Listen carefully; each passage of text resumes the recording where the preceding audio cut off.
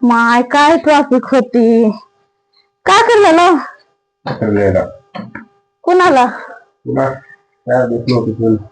खरं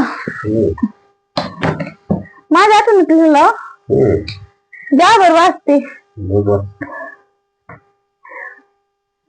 तुझी आठवणीत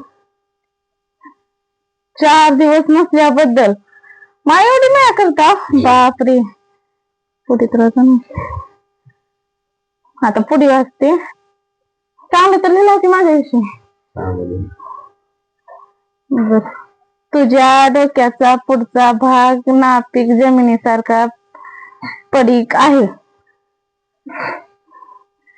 आधी मध्ये उगवलेले केस कर्फ्यूच्या काळात रस्त्यावर चालणाऱ्या पोलिसासारखे दिसतात.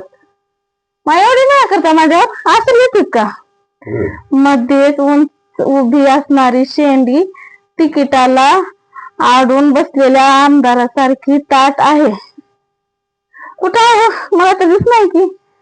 डोक्याच्या मागच्या भाग पायरी पायरीने केलेल्या भात शेती सारखा आहे. नाही कुठं. आणखी खूप सुंदर वर्णर माझ्या बायकोचे. थांबा मी आधी पुन्हा वाचते. आले का एवढं महिन्याने लिहिलं काय तर देऊ की तुम्हाला गिफ्ट.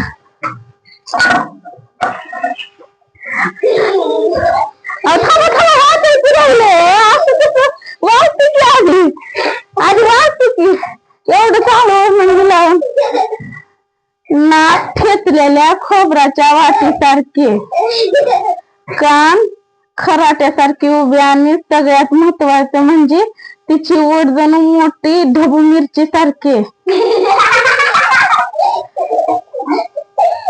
ती निघाली की मी तिच्या पुढे 2 पावले भिवून पळतो. तिचं तोंड पाहून कुणाला पण असं वाटते की जणू कोणत्या हत्तीत चालतो की काय. एवढं चांगलं होते माझं.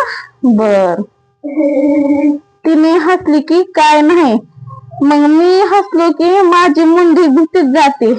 मी काय तिच्या त्या उग्र रूपापुढे कोण पण भावुक होईल.